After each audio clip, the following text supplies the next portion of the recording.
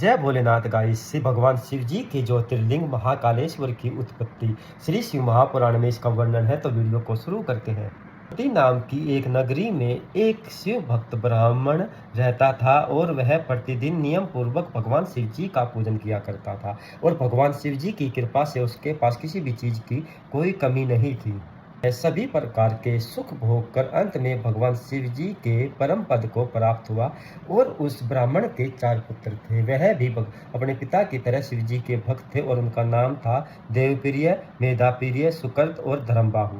तीन नगरी के पास एक रतनमाला नाम का एक पर्वत था और उस पर्वत पर दूषण नाम का एक दैत्य रहता था और उसने ब्रह्मा जी के तप के द्वारा प्राप्त कर लिया और वह बाद में धर्म का द्वेषी बनकर को पीड़ित करने लगा।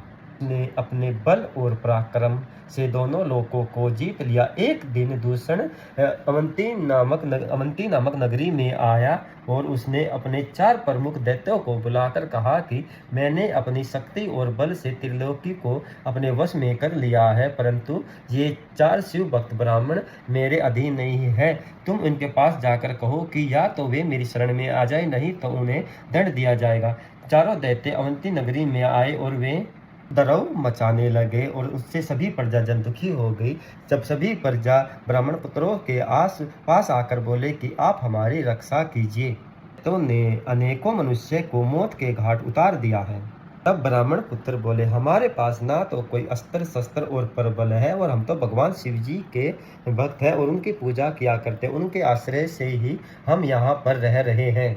आप सब भी यहाँ पर रहिए और भगवान शिव जी ही सबकी रक्षा करते हैं। इतने में ही चारों दानव वहाँ पर आ गए और वह वासियों और ब्राह्मणों को पकड़ने के लिए आए तो सभी प्रजाजन इधर उधर भागने लगे, परंतु ब्राह्मण पुत्र भगवान की शिव जी की पूजा में लगे रहे।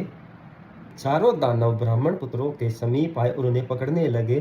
तभी उसी क्षण शिवलिंग के नीचे की भूमि भयंकर आवाज से फट गई और इसके बाद भयंकर शब्द करते हुए भगवान शिव जी प्रकट हुए और भगवान शिव जी ने क्षण भर में ही चारों दैत्य तथा दूषण नाम के दैत्य का वध कर दिया। भगवान शिव जी के इस अद्भुत चरित्र को देखकर सभी मुनिगण, ब्राह्मण पुत्र तथा देवता प्रसन्न हुए और आकाश से पुष्पों की वर्षा हुई। भगवान शिव जी ने ब्राह्मण पुत्रों से वर मांगने के लिए कहा। तब ब्राह्मण पुत्र बोले, हे प्रभु, आप हमारे संसार के इस आवागमन के चक्कर को समाप्त करके अपने चरणों में स्थान दे। आपका इस जगह सदैव के लिए निवास रहे। भगवान शिव जी तथास्तु कहकर ईश्वर नाम से विराजमान हो गए और भगवान शिव जी बोले, यहाँ पर दर्शन करने से सभी की मनोकामनाएं पूर्ण होती रहेंगी। महाकालेश्वर सभी दर्शनार्थियों के दुखों को दूर होते रहेंगे और इनका पूजन करने से सभी के पाप नष्ट और सभी की मनोकामनाएं पूर्ण होती हैं।